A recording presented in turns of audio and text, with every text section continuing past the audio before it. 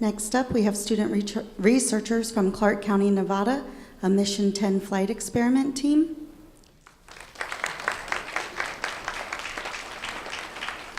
Our project is the soybean germination in microgravity, which is currently on Mission 10 to the ISS, codenamed Casper.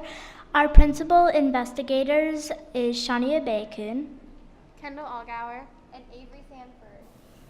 And we are from Vanderburg Elementary School in Clark County, Nevada. Okay, we chose soybeans because of its high amount of nutrients. Soybeans are filled with vitamin B2, nutrients, important amino acids, and fats. Vitamin B2 helps skin, muscle, nerve, and eye health. Nutrients and amino acids are very good for the human body, helping humans' bones, muscles, and health. Specific fats are needed for the human body to maintain a healthy and balanced diet. Okay, there are 3 volumes in the FME, and in volume 1 we have distilled water with 2 drops of maxi-crop seaweed, which is an organic liquid fertilizer, basically replacing the soil. In volume 2, we have 4 Kuromame soybean seeds, and we chose Kuromame seeds because they're smaller, so we would be able to fit more in there, and they're able to be converted into a bacteria called natto, which we will further explain later into the presentation. And lastly, in the 3rd volume, we have formalin, which basically stops the growth of the germinated seeds, so we are able to analyze the data.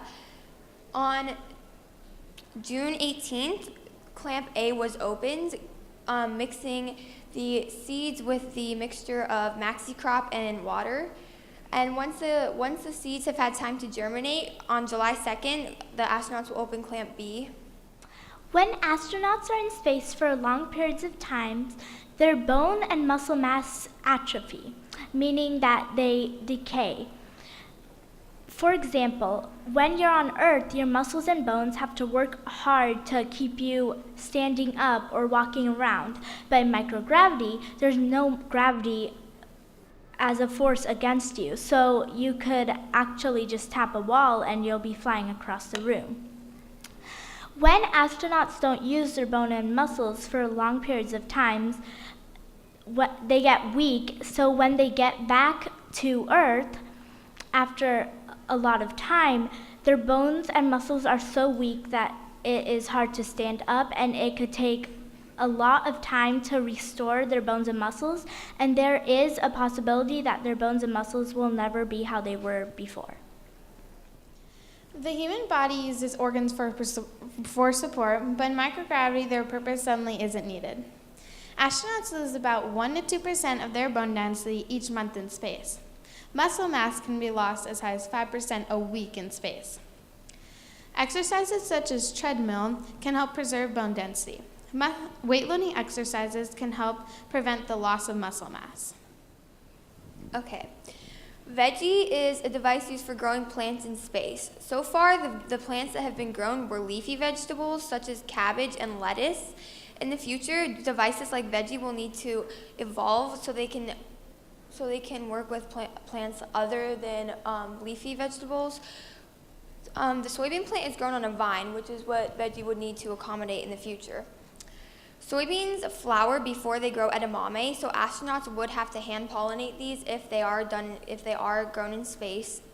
And by hand pollinating, they would take a Q-tip going flower to flower, basically replacing the pollinator and spreading pollen themselves. When astronauts use Veggie to grow soybeans, they just have to take the soybeans and steam them and ferment them by adding a bacteria called Bacillus subtilis. After fermenting them, it becomes a sticky substance that smells like strong cheese. And when you eat it, the Bacillus subtilis is actually a bacteria found in your stomach, which helps you break down your food. So when the astronauts eat this, they'll be able to break all their food down better, and they'll be able to take more nutrients out of the food they eat. And that will help their bones and muscles from weakening less. Okay, we have two ways of analyzing this project. Our first way, we have a ProScope and a Swift M2250 microscope.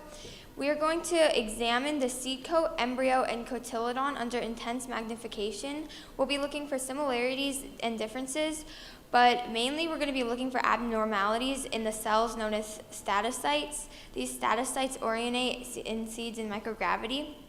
Our second way of analyzing is a seed staining kit. The seed staining kit helps us find stored energy within the seeds. Overall, once we have all this data, we will compare similarities and differences between the microgravity experiment and the truth experiment we've done here on Earth. I apologize in advance if I mispronounce these names, but we would like to thank the following for their support of this project: the Davis Family Foundation, Green Power DRI, Desert Research Institute, Arcata, the Public Education Foundation, Sierra Nevada Corporation, Subera of America, Nevada Space Grant Consortium, Howard R. Hughes College of Engineering at University of Nevada, Las Vegas, Howard Hughes Corporation, Barrick Mines, Osman Foundation at the Community Foundation of Western Nevada, NCESSE, and the individual supporters that helped us do this.